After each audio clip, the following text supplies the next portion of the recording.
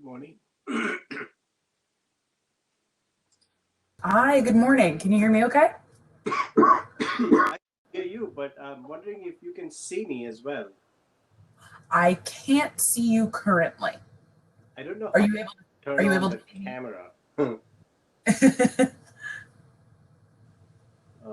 Let me get out of this and start again. No worries.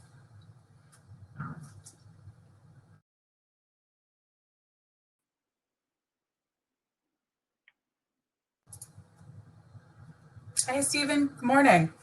Morning, how are you? I'm good. I'm good. How are you this morning? Oh, pretty good. I was, Awesome. and it looks like Jane, are you here as well?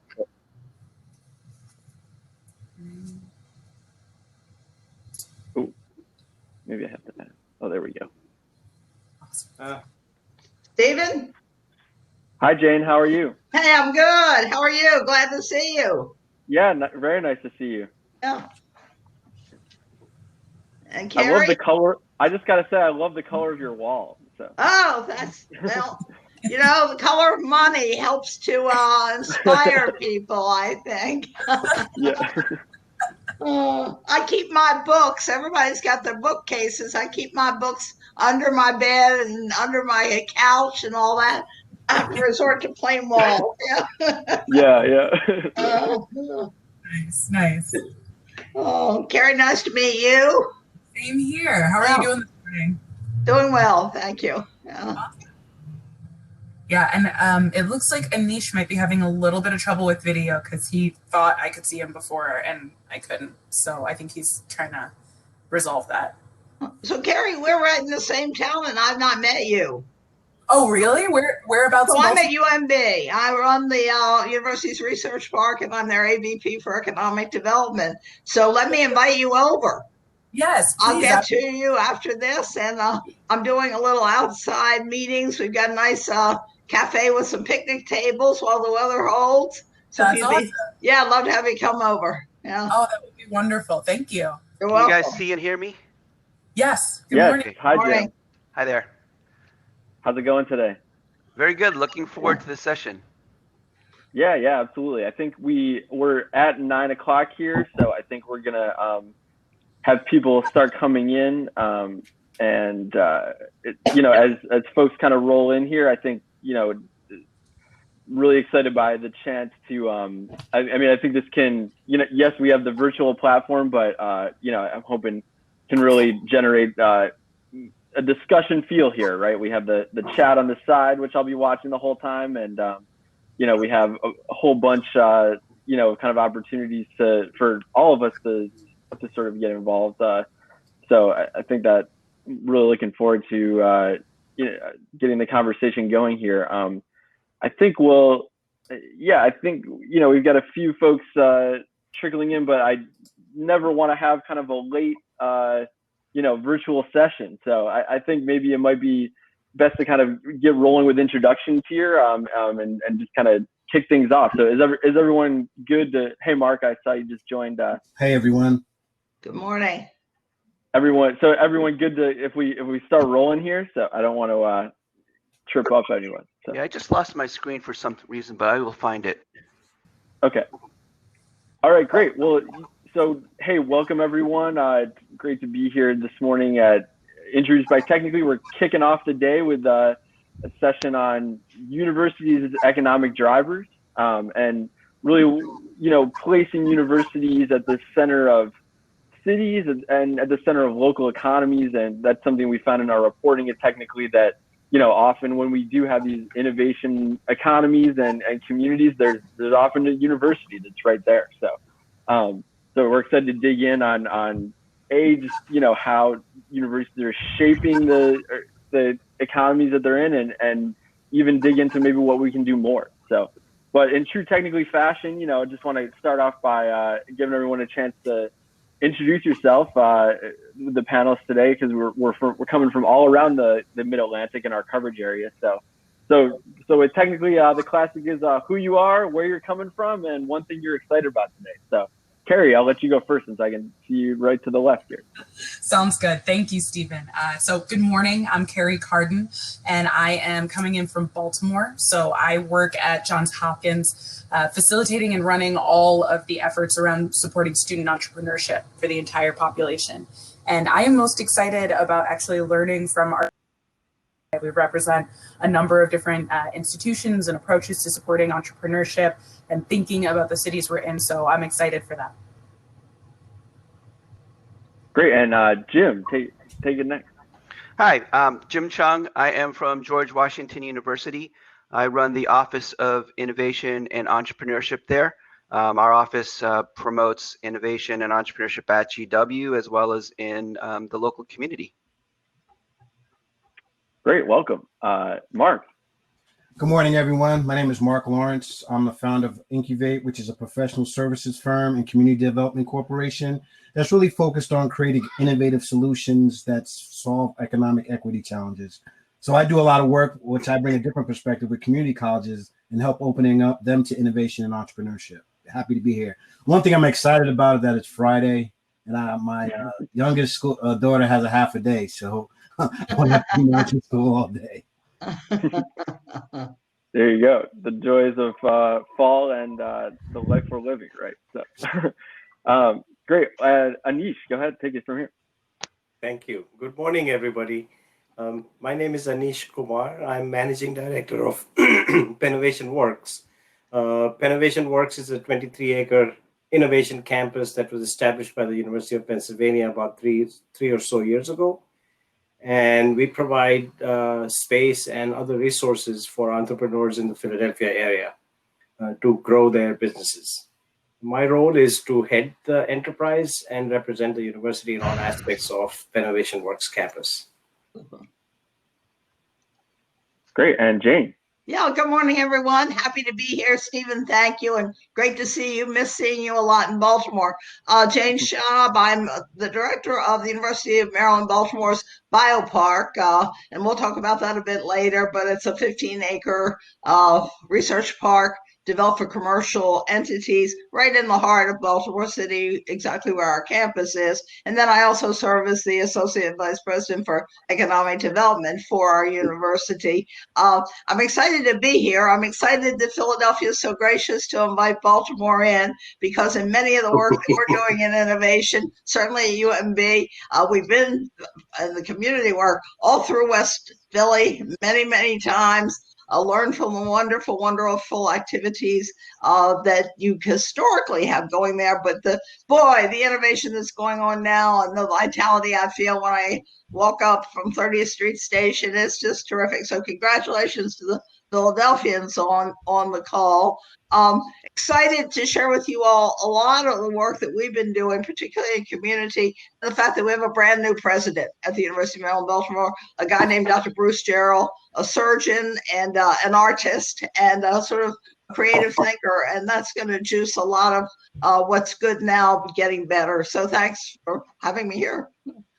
Yeah, absolutely. Thanks. And Jane, I'm glad you bring up the point of really the cross-city learning, because I think with the Introduce conference now in year 3, yes, we are here as a part of Philly Tech Week, but really looking to generate conversation that's across the region, and our Amtrak corridor here, as we belovedly call it. So and I think this panel, represents that cross section that's here today. So really excited for that. So yeah, folks, as you're coming in, definitely we have the chat to the side. So if you have questions, definitely leave it for the panelists, and we'll do our best to go through that.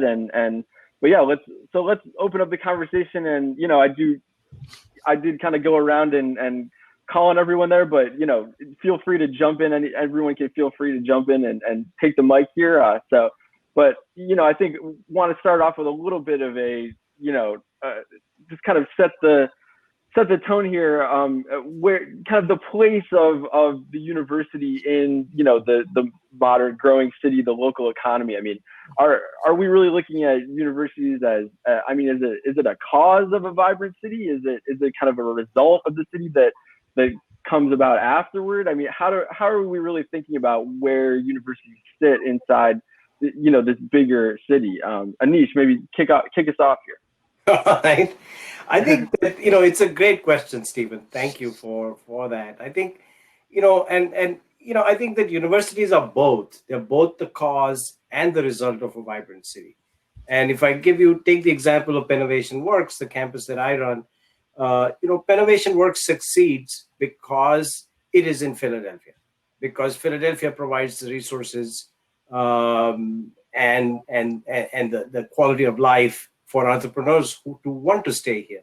Pennovation Works also succeeds because the university provides the resources that entrepreneurs need. So it's a sort of a mutually supportive ecosystem. And I think if you take other aspects of university, the town and gown, you'll find that they're mutually supportive in almost all areas.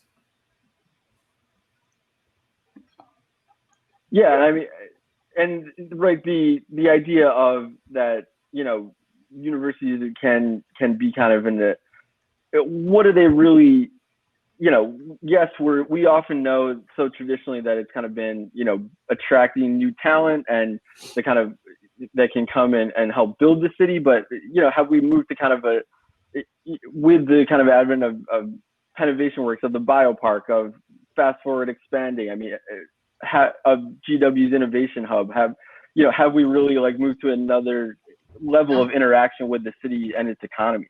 Well, I'll jump in and just say I think the expectation has shifted. I've been doing this for 15 years in Baltimore City. I'm an old girl at this and love every minute of it. I think the expectation of the university, the old anchor definition, we've been around since 1807 in the heart of Baltimore City, and surely that anchor definition has changed. Right now is the right time for universities to really take that leadership role. We drive public policy in our cities. We are, I look at Kerrie, between Kerrie's campus and our campus, we are Baltimore, and I feel very honest in saying that. Public policy, whether you talk about transportation, a lot of conversation in our town right now about regional transportation. We need to drive that, because you can't get from Kerrie's campus to our campus in a good and efficient way. For a long time, we've needed sort of like a white coat, telescope, fast, above ground transportation from Hopkins to UB, so that everybody could collaborate and all of this could go on. So transportation, when you talk about workforce development, community colleges, the linkage between the major universities and the community colleges, just we have that potential, and I think we are trying to do our best in co-developing policies for the cities where we are. I'll piggyback on that to say, Anish, you talked about kind of the symbiosis between the two. And then, Jane, you brought up the footprint. I think also there's a lot to be said for the universities kind of thinking about who they're bringing in and how they're spurring that development, because it happens not only with the talent that they bring in, but also the denizens who are already here. And that interplay between the university and it as a driver of ideas, innovation, and just, I think, a general enthusiasm for kind of forward and progression. I think there's also something to be said for how universities then intentionally interact with communities that are not directly interacting, right? So Hopkins is one of the biggest employers in Maryland, right? We have a huge reach in terms of all of the people who might be seeking employment in a given area, and certainly that's no different in Baltimore. So that symbiosis, I think, is not only natural, but also needs to be intentional. And you see a lot of activities around the city. I think about our program with the Social Innovation Lab, really honing in on how do we use our resources to interplay with the activities that are naturally coming from the community to make sure that it continues to be symbiotic. Mark, from the perspective, you just mentioned working with community colleges and bringing that perspective. So where, in your work, so where have you kind of found that, what's the role there in the community, and how are you kind of bringing, how are those folks kind of connecting, yes, the community college, but the area that surrounds, and the communities that they're often ultimately located in?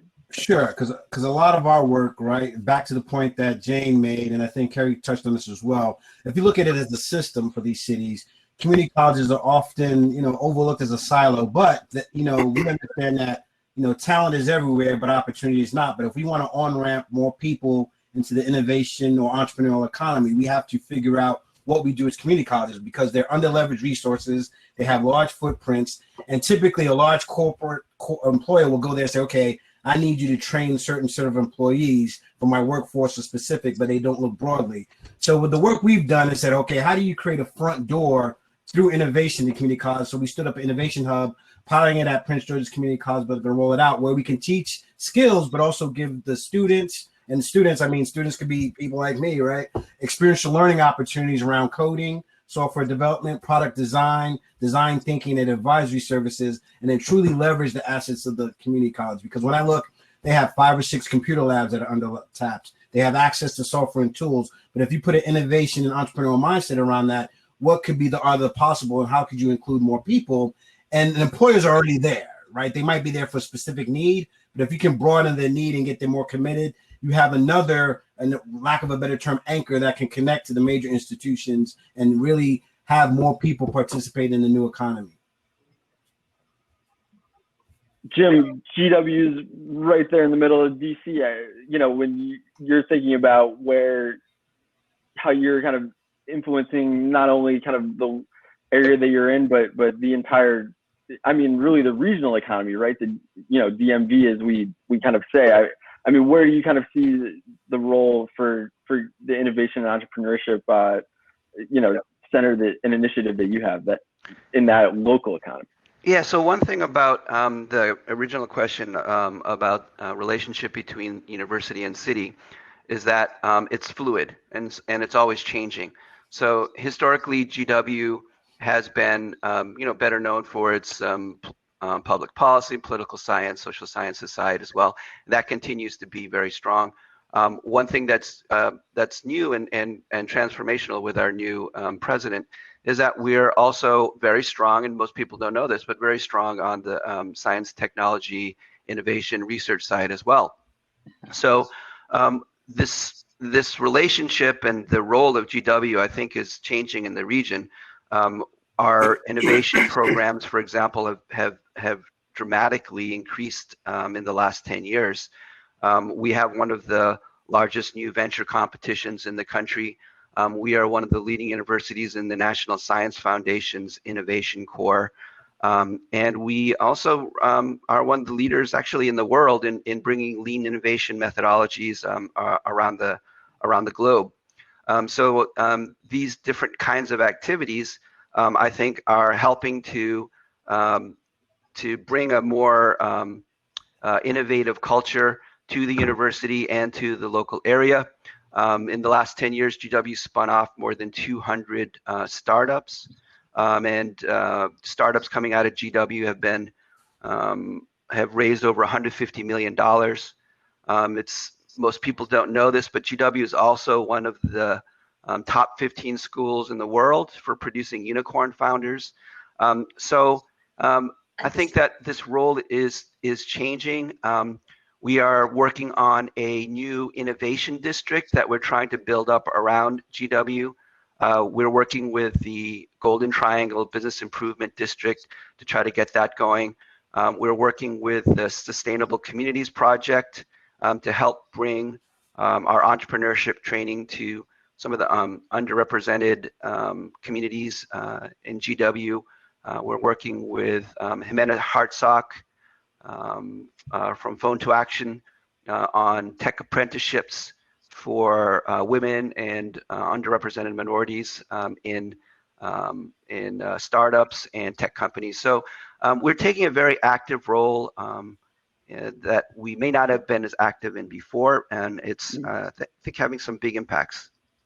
Yeah, and all of you are not only engaged in working with kind of on the economic internal initiatives with the university that are really focused around entrepreneurship, spinning up new technology that can ultimately be commercialized, or just a startup that students, spin up from their work in the university in their dorm room, right? But at the same, so, where do we ultimately see that work? How do we connect that work to the wider economic picture, right? I mean, I think when often we see, in Baltimore, I'll just use that because I live there. I mean, I think we see the kind of big industry is still kind of looked at as, you've got the big companies that are Under Armour, T-Row, et cetera. But we see that there's kind of this growth that's coming out of the, I mean, Jane, right? Like big acquisition last year, was probably the biggest exit we had with Paragon Bioservices. And, so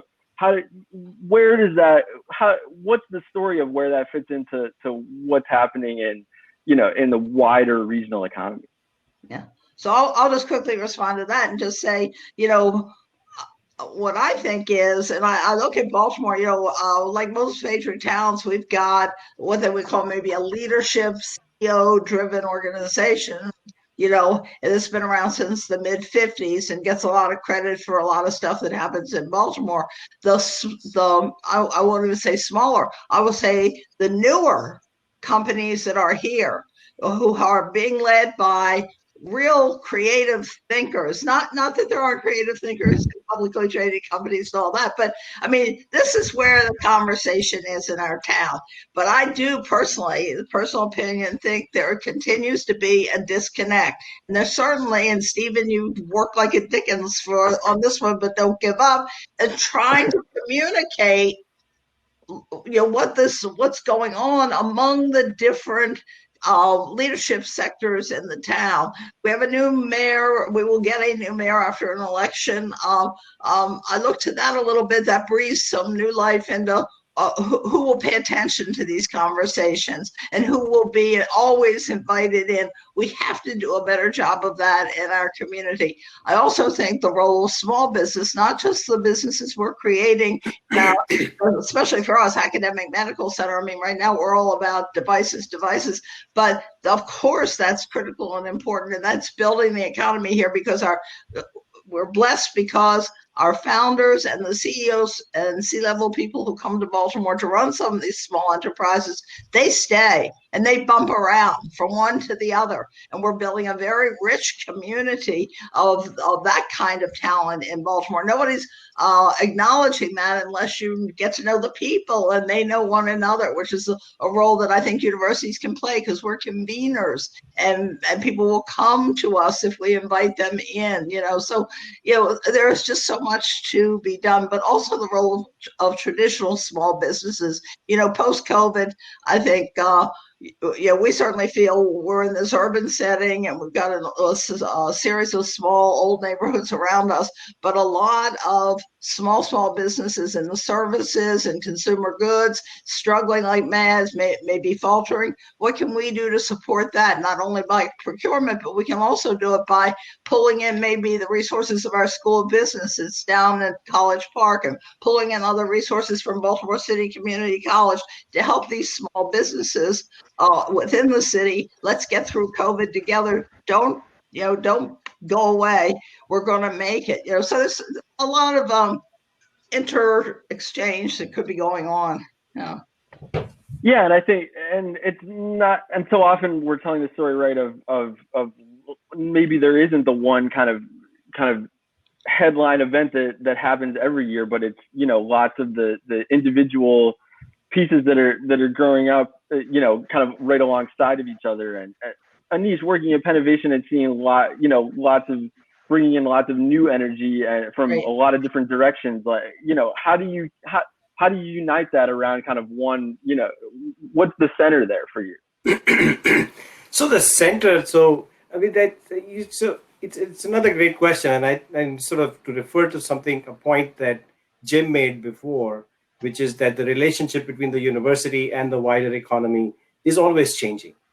And Jane mentioned the role of small businesses as well as retention of large businesses. So I think that when Penn sat back and saw this opportunity with a former R&D site for DuPont's paint division that had become abandoned, And they started to think about, what do we do with this 23-acre site that used to be a hub of creativity and innovation, and used to employ a lot of people, and is no longer going to do that. So they sort of started to think about, what does the Philadelphia ecosystem need? And Penn very quickly focused on the innovation ecosystem, saying we don't have the resources at that time, or we have fewer resources to be able to help entrepreneurs stay in the city. That there was a time in Philly when people who started businesses based on their inventions, even if they wanted to, couldn't stay there.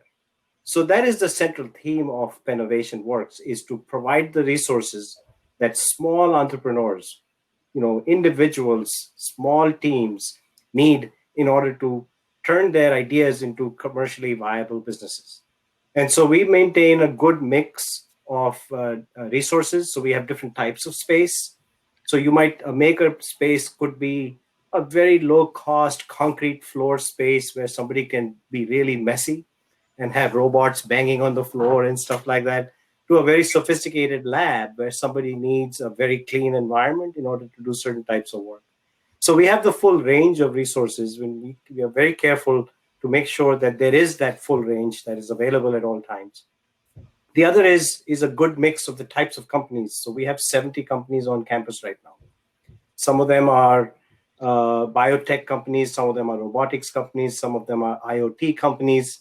We also have a bunch of Penn researchers. It's important for us to create that interaction between Penn researchers, the Penn Vet Working Dog Center or Dr. Daniel's Greenhouse, and corporate partners. So we try to keep that balance in that community of the corporate partners who have a lot to bring. Johnson & Johnson brings a whole lot of expertise that our entrepreneurs rely on to grow their businesses. The Penn researchers provide the support, and the companies themselves are a supportive ecosystem. So you'll find collaboration between companies and sharing ideas, sharing equipment, sharing resources. So that's sort of been the central theme here, is to just always be aware of what the entrepreneurial community needs and make sure that we have it. That's good. Yeah, for sure. And I mean, I think, it's growing entrepreneurial communities and hubs for those is a key focus, right? But I think there's another side to this, right? That those are based in a city that has a community and a neighborhoods that are already established around it and are already and are there, right? And bringing something new into that neighborhood and working with the existing community and the surrounding communities there. And we know that it's not a mystery to any of us or news, right? That big urban universities, there can be criticism that comes with that, and the relationship to the surrounding community. So let me address that very quickly before you move on to that. I think that there are two parts to the communities that Pennovation serves. One is the entrepreneurial community, but we are also extremely careful to engage with the local community. So we have had a job fair on our campus every year since the founding of Pennovation Works. So last year, for example, 150 people attended our job fair from the Grace Ferry community, and they were connected with 60 or so vendors to sort of create an interaction. We do things like summertime concerts where we invite the community in. We run a coding class for members of the community who could use those skills in order to enhance their prospects. We advocated for to SEPTA to create a new bus route, because we found that there was a missing link between the Grace Ferry community, West Philly communities, 30th Street Station, the Museum Mile, and Pennovation. So SEPTA created the Route 49 bus based in part on advocacy from the university, which benefits the whole community. So we want to be a good neighbor, and we keep trying to be better at it. Yeah. Jim, I think as someone who's looking to launch such a district, I mean, what are you thinking about things at this stage of gosh, we're gonna go and make this real estate play, but also just what's that gonna do to the community? I mean, how do you think about, you know, what the result there is going to be in the community, and bringing in, like, how, you know, are you going out to reach out to those neighbors now? I mean, you know, are you knowing that we have experience now, like what's the approach that you're taking? Yeah, I wouldn't call what we're trying to do a real estate play, but Okay. more. I mean, we have some shared space over at the Make offices on 2000 Penn. We are starting to work with the real estate owners around GW. You know, as you can imagine, the real estate in around GW is very expensive.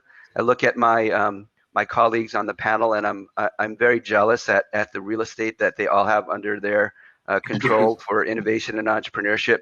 And we historically haven't had that, since we're in the area that probably has one of the most expensive real estate in the country. But the real estate owners around GW are very interested in looking at different ways to use their space. So we're very excited. I think that's the start of something like Innovation District. My previous experience around innovation districts was as a student and then a VC in Cambridge, and watching Kendall Square grow from an area that was primarily abandoned manufacturing facilities into one of the most vibrant innovation districts in the world, where you've got, originally they attracted the startups into the old manufacturing facilities. Then you attracted the larger companies who wanted to hang out with the startups. Then you started building big research institutes like the Broad Institute and the Whitehead Institute. And now I don't recognize Main Street and Broadway when I walk down there, because there's all these amazing buildings where in the past it was after dark, you didn't want to be out there. So that's very different from what we're talking about in around GW. But there is that requirement for there to be some kind of transition that needs to happen in the way that the real estate is used. I wouldn't call it a real estate play, though. I would say we are doing what Anish was saying about making sure that our innovators, our researchers, and our entrepreneurs have what they need. And so a lot of our entrepreneurs who have spun out of GW, a lot of them have gone to other areas, Silicon Valley, New York, Boston. What we really want to do is try to retain some more of them there around GW, because we feel like it helps the region, helps GW, helps our student, helps our faculty do better research and better education. Yeah, fair. And forgive my, being inexact with language there, but just wanting to acknowledge that that physical space, right, is a part of what you're doing, as well as bringing people and companies together. So absolutely, I think that there's a lot of talk now that everybody's going to be leaving the cities, that everything's going to be remote, but I think you're going to lose a lot of that innovation when those dynamic interactions between people, where a lot of the innovation happens, if we completely abandon the place-based approaches. So that's why I'm going to continue pushing for this innovation district, as I'm sure my colleagues on the panel think as well. Yeah. Yeah, and Kerrie, taking knowing we initially met kind of in I live in Baltimore's Remington neighborhood, which is adjacent to the Hopkins campus, but I think it's an area that kind of has been to the south and is really kind of only in the past few years kind of coming up a little bit as far as the new businesses and kind of the growth and development that has brought a food hall and these kinds of things here. I still go to our house and have it's like my meeting spot, right? And I go there and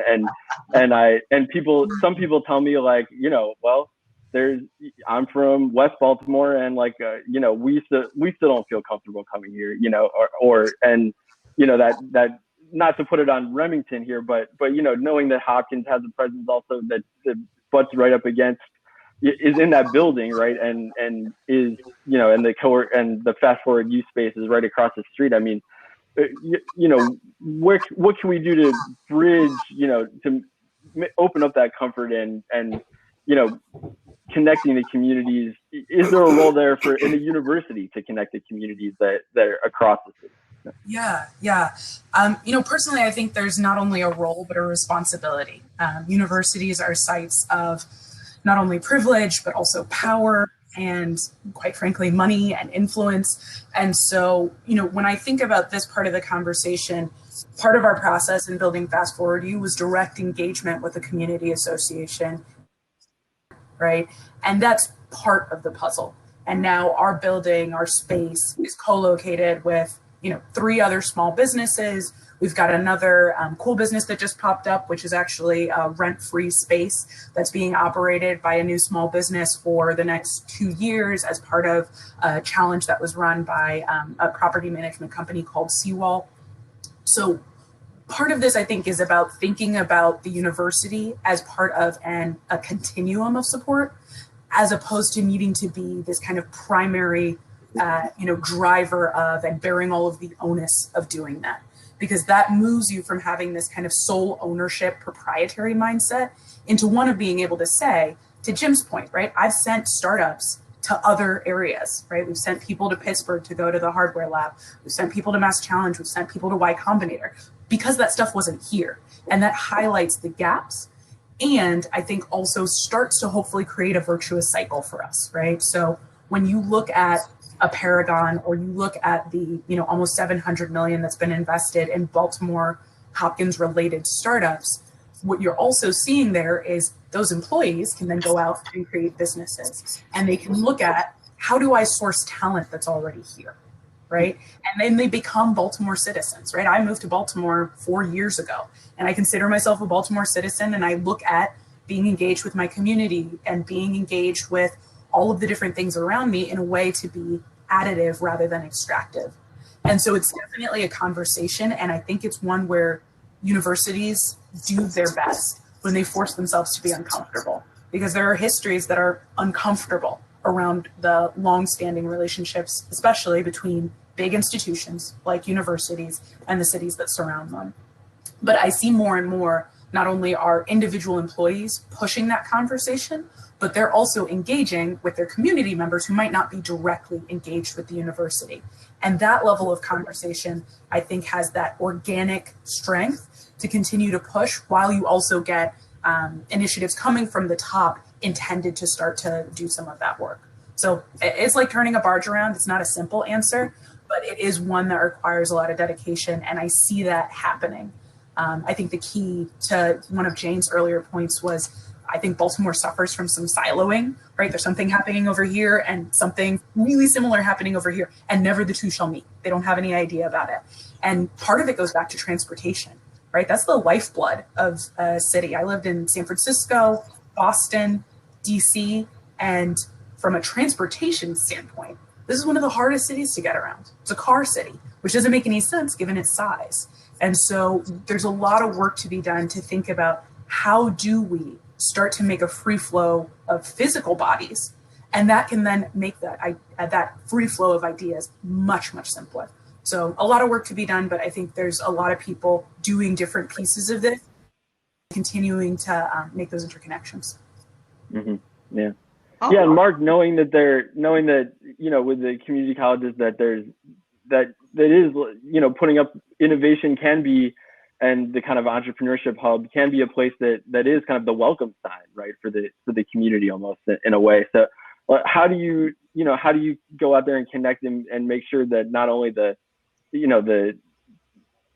folks who are at the university feel like that, but is it important to make sure that the surrounding community feels like that as well, and how do you go about that? Yeah. Right, so a lot of our work is really back to the point Kerrie was making, that community connection, right? So having folks that support or around that institution be from or participate from or be from that community. It's not going to be universal one for one like majority, but shift those numbers, because if you look at a lot of these institutions, they are silo and they import a lot of talent. What if they trained and developed local talent in the community? You get that byproduct of that community connection. Because when you look at the work we're doing with Prince George's Community College, we are talking about, looking back to the point about opportunity zones and investment. there's always focus on real estate, but there's that whole business class of investment that can attract resources to make these community colleges anchored in innovation districts as well. And it's always a cross section between economic development, community development, venture development, and place, right? So it's not easy, but if you can weave a common thread and get a mass coalition of people that believe in the thread to intentionally develop a place and make sure that the talent, not only the startups, but the actual talent, because yes, we like to focus on entrepreneurs. I'm an entrepreneur, that's the sexy part, but the workforce, right? The nature of work is shifting, the future work. So there's a skills training piece of that. There's a venture development piece of that. And then there's an actual convening community aspect that all needs to be delicately sort of managed, because in any major metropolitan, I spend a lot of time at our house as well. I spent time down in DC. But actually, Jim and I have talked about tech transfer. There's still these silos by nature that's dysfunctional by transportation, but if folks align on purpose, we can share resources locally rather than exporting them further. So Stephen, I'd be remiss if I didn't jump in with a little bit of a story. 10 years ago, we opened a new building. Baltimore City Community College was under the great leadership and bright leadership of a wonderful gal at that point. She lifted up her Life Sciences Institute from Northwest Baltimore, took a floor in the building, 50,000 square feet of labs, to bring it right into the community. We're nestled, as Kerrie knows, and maybe you know as well, Mark. Stephen certainly knows, nestled within 7 historically strong, but certainly challenged neighborhoods in Baltimore. So the whole concept was to make that a walkable workforce development activity. So grateful to report that every single company that has ever operated in our biopark has had interns on a regular continuing basis from the Institute, the community college. The hires, I don't have today's numbers, but always on the plus side, great pipeline created. But what our challenge is, we're about to do a new building.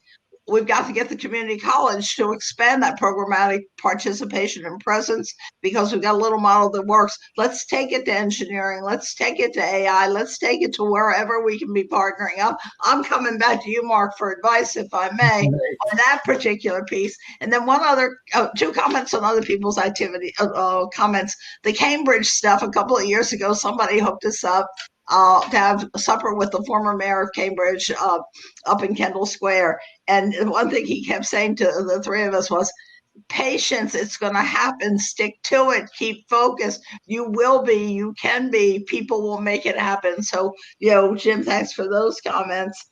I have one other thing, but I lost it. Sorry. Yeah. I think so much of this is the thing that I love from this conversation that I rarely get to see and experience is just kind of how there are these connections that are kind of across different cities as well, for knowing that they're all different sides of the playbook, and different applications maybe, but there is sort of that central the alignment around anchor institutions and just collisions of new companies and students and researchers and the folks that are ultimately going to do skills training and will be the next workforce. But knowing since it doesn't seem like there are many questions or any questions, but since we do have a couple minutes left, knowing that we're kind of in a pandemic right now, we're in 2020, frankly, there's just a lot going on.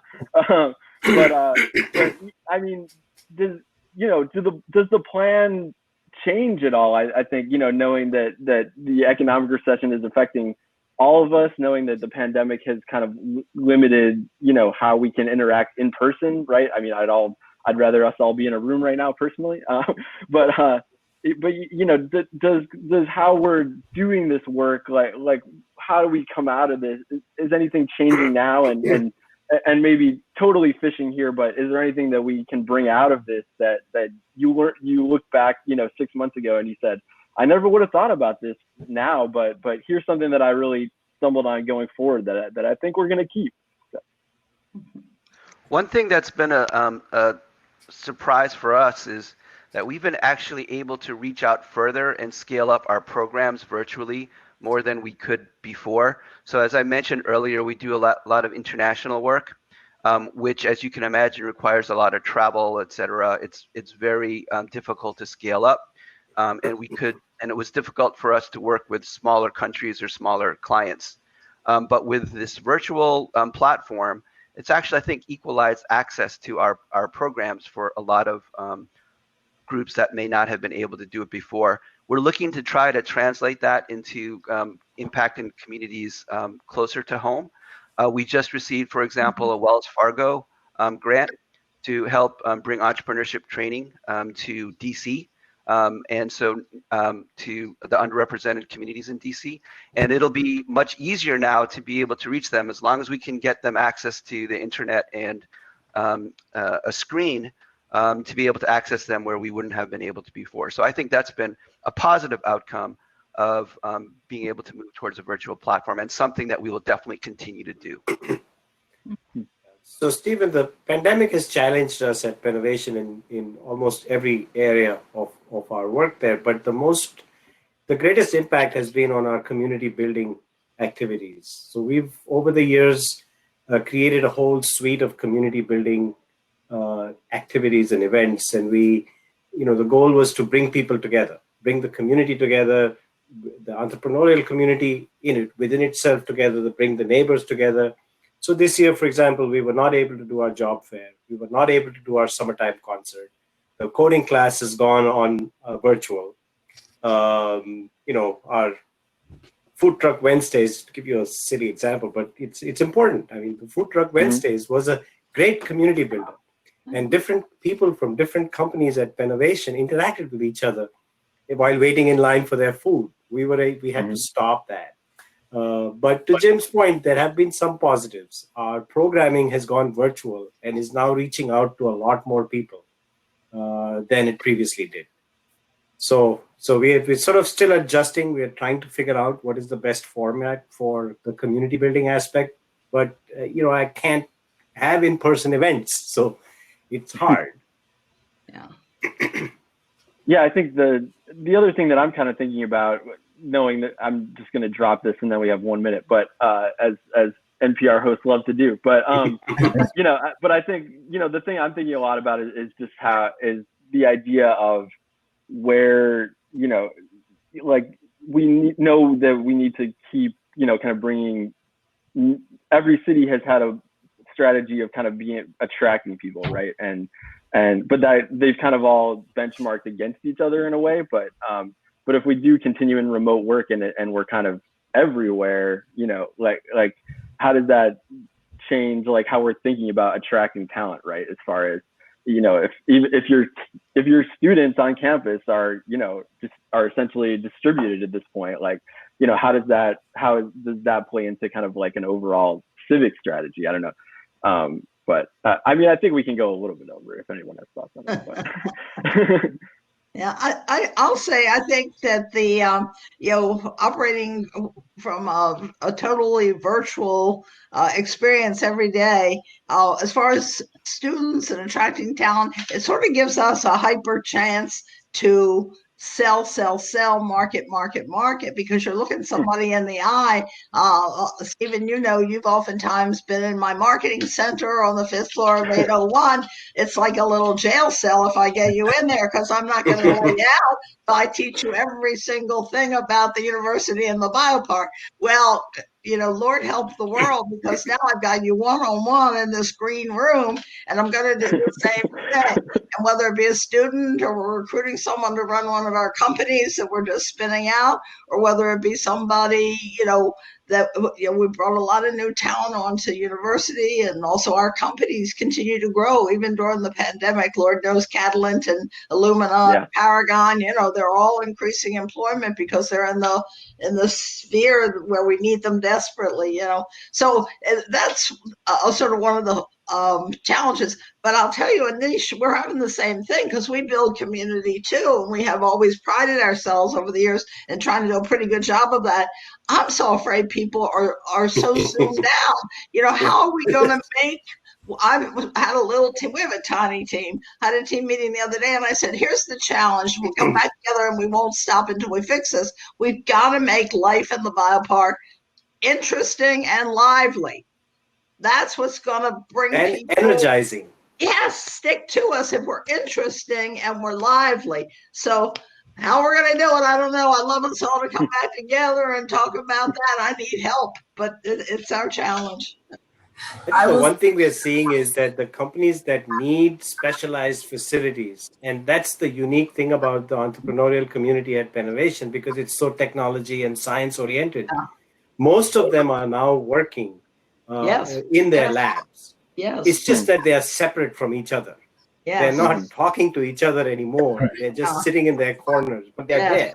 So as far as retention goes, into as a Greater Philadelphia activity, as long as people need physical space to do certain types of work, and that space is available in the city should have no problem being able to retain its talent. Yeah. Kerrie, you had a comment as well. Yeah, I was just going to say to Jane's point about You're on mute.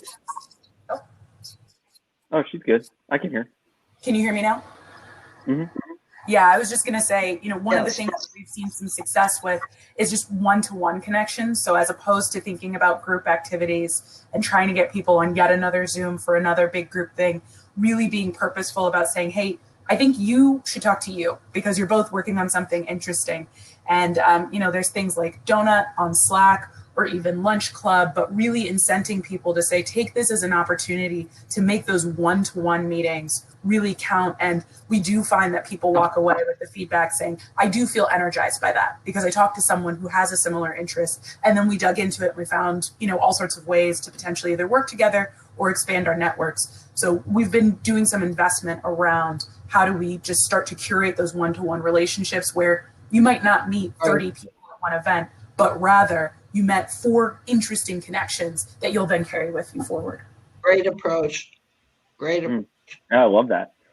Yeah, and I think, I love those, love these little, not little actually, tactical kind of approaches. I mean, I think that when I go to events like this, these days I'm just love asking people how they're doing things because we're all doing things differently right now and navigating this new world. So, but so thanks to you all. I think we're at time basically. Yeah, we're over time actually. Who am I kidding? But this is a great conversation. Love that we could that you all were willing to come and join us. So thank you so much for your time and sharing your knowledge and insights. We do have this is only session 1, so for folks out there, so we do have an entire day of panels. I'll be returning once again later. We're going to talk local governments and innovation economy, so that should be interesting. And we've got a keynote from Guy Raz coming up, who is host of NPR's How I Build This, which we're really excited about. So plenty of chances to connect and learn from folks around the Mid-Atlantic today. But thanks everyone for joining us, and I appreciate all of your insights and hope you all have a great weekend, I guess. Going forward. Thank you. All right, take care. Thank you very much. Goodbye. All right. Thank you, Stephen. Thank you.